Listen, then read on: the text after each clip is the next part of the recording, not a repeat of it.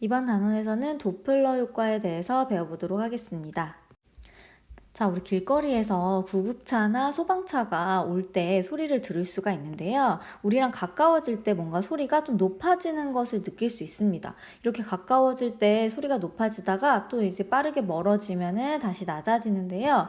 이 효과는 도플러 효과 때문이다 라고 얘기할 수 있습니다. 만약에 구급차가 그냥 여기 멈춰 있다고 합시다. 그냥 멈춰 있다면 우리는 이 구급차에서 나는 소리가 높아지지도 않고 낮아지지도 않고 어떤 일정한 음역대를 가지고 소리를 내는 것으로 들릴 수 있을 건데요. 얘가 가까이 오면은 소리가 높아진다고 들리고 멀어지면은 낮아진다 이렇게 들리는데 이것은 진동수의 변화 때문입니다. 자, 일단은 이 자동차에서 소리가 나고 있기 때문에 음원이라고 하겠습니다. 그 다음에 이걸 듣고 있는 이 사람을 관찰자라고 할 텐데요. 자, 음원이 소리를 내고 있겠죠? 자, 그때의 소리의 속력을 V라고 하겠습니다. 그러면 관찰자가 듣는 그 소리의 속력은 변하지 않고 똑같이 V일 텐데요. 여기에서 관찰자가 지금 가만히 있고 음원이 오고 있죠. 자, 그래서 음원의 속도, 이 속도를 VS라고 하겠습니다. 자, 이 음원의 속도 얼마나 빠르게 다가오느냐에 따라서 관찰자가 얼마나 더 높게 듣는지 낮게 듣는지 그것이 달라지기 때문에 이 VS가 굉장히 중요한데요. 자, 소리가 더 높다, 낮다를 얘기할 수 있는 것은 진동수죠. 그래서 이 진동수, 관찰자가 듣는 진동수를 F라고 놓고 그 다음에 음원에서 처음에 나오는 그 처음 진동수를 F0로 놓는다고 했을 때 여기에서 어떤 식이 나올 수가 있냐면 자, 원래 소리의 속도 V가 있었겠죠. 여기에서 이 음원이 다가가는 속도를 빼주고 이 값의 V, 자 원래 속력이 있었죠. 소리의 속력. 자, 이 V를 해주면 우리는 이 식으로 관찰자가 듣는 그 진동수를 알 수가 있습니다. 이 관찰자가 듣는 진동수는 원래 음원에서 나왔던 진동수보다 이제 달라지는데요. 어쨌든 가까이 가기 때문에 여러분은 아, 높아지겠구나, 좀 더 소리가 높은 진동수를 내겠구나 라는 건 예상할 수 있습니다. 그러면 이 값이 높아져야 되기 때문에 우리는 이 음원이 다가오는 이 속력을 빼주면 된다라고 생각하시면 되겠습니다. 자, 가까이 올 때 진동수가 높아지죠. 자, 그럴 때 파장은 짧아집니다. 자, 그러면 똑같은 상황이면서 우리가 이 음원이 VS라는 속도로 지금 멀어지고 있다고 봅시다. 자, 음원의 속력은 그대로 V일 거고 관찰자가 듣는 그 소리의 음원의 속력은 변하지 않을 것입니다. 그런데 우리가 멀어지는 그 사이렌 소리나 그 병원차의 소리를 들을 때는 소리가 좀 낮아진다라는 것을 느낄 수 있는데요. 자, 그때는 그럼 식을 어떻게 쓸 수 있냐면 자, 이런 경우 멀어질 때의 진동수는 자, 원래의 진동수 곱하기 자, 소리의 속력 있겠죠. 자, 근데 여기에 자, 음원의 속력, 이 자동차의 속력을 더한 값이 분모로 나가고요. 그 다음에 그때 분의 소리의 속력을 해주면 이 값으로 우리는 관찰자가 듣는 이 진동수를 구할 수가 있습니다.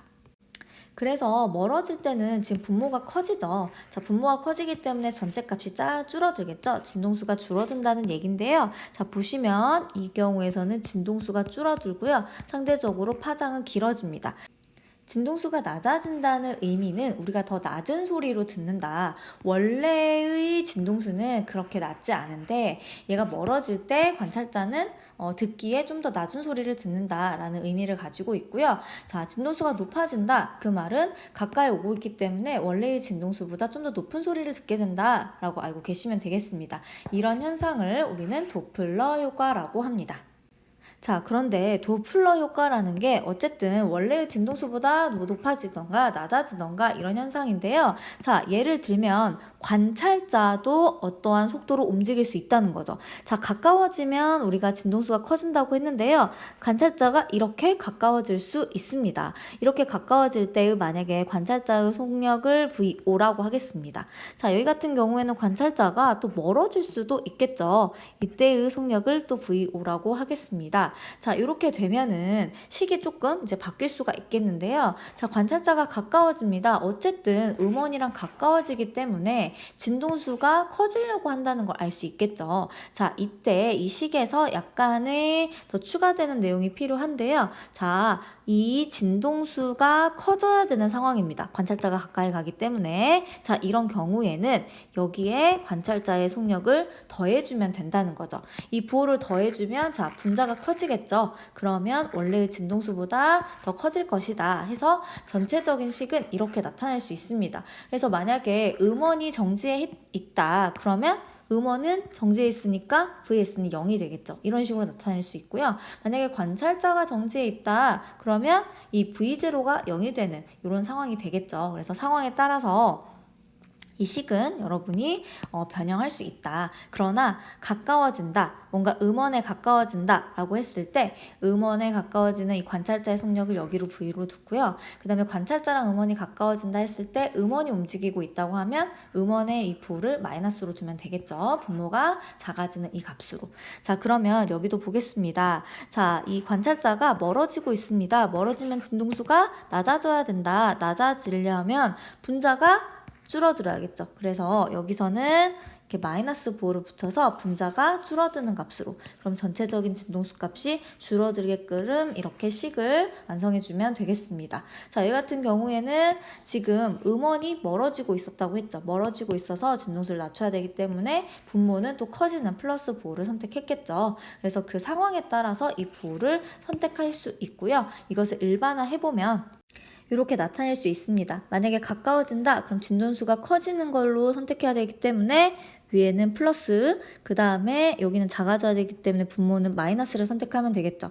자, 근데 멀어진다 그럼 진동수 작아져야 됩니다. 그래서 분자가 작아지는 마이너스 부호를 선택하고, 자, 분모는 커지는 플러스 부호를 선택하면 된다.